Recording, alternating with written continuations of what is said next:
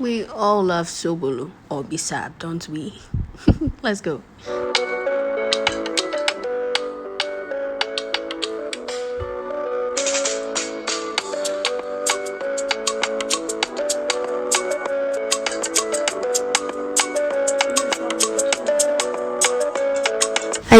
I know you wish for more of the videos, but let's get straight to the recipe. So we have some fresh ginger, some fresh pineapple, we have the sobolo leaves, and we have a summary of everything we'll be adding. Here we have some hwintea as well, and here's a summary of it all. We also have some sugar lying somewhere waiting for us to be done, and then we also have some apples waiting for us to finish.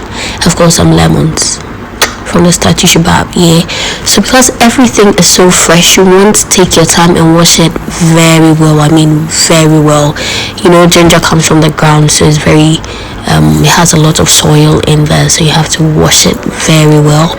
And the pineapple as well, because I do not use the pineapple fruit itself, I use the back. So you may want to keep it very neat so that it's just right for consumption. So we'll chop ginger into blendable sizes so you don't end up destroying your blender. Once we're done, you have to clean your workspace. I learned this from Sweet Ajili and also from my mom.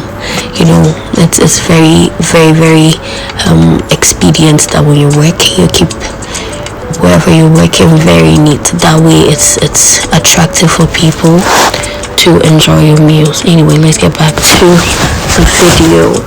Yes, I took my time on this one just so you see how exactly you can cut your pineapples when you're going in for this kind of recipe. Okay, you want to leave some of the fruits in there because that is where the whole essence, the pineapple essence, is centered.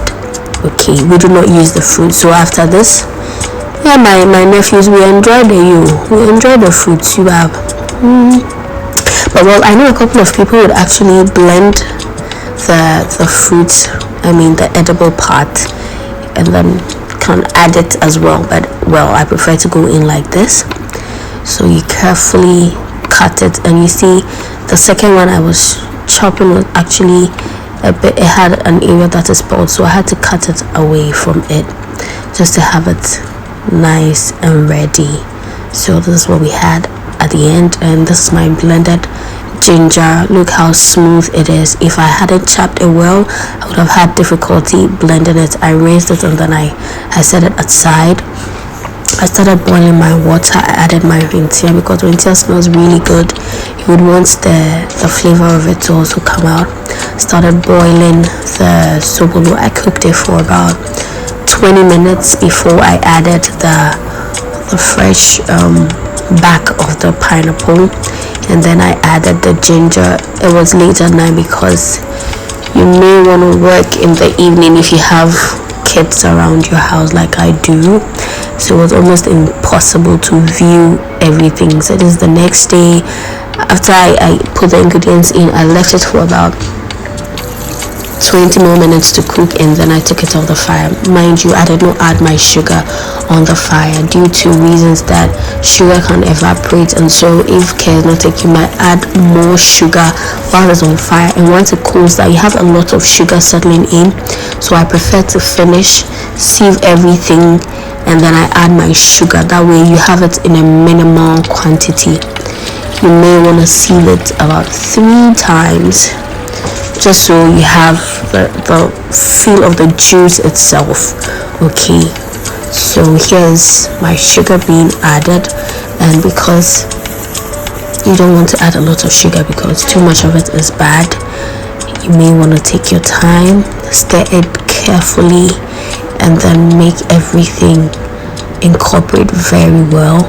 You taste it. If it's right for you, great. If it's not, you add some more. So after this, we will be enjoying it. I added some ice cubes, and then we're enjoying it with some noodles, spicy noodles. So this is the residue from the whole process. Some people would like to cook it again, they would like to use it, but I just can't. Okay, I can't, because how much is Sobolo leaves anyway. Keep your workspace neat, as I said. Thank you so much for watching. See you in the next video. Bye.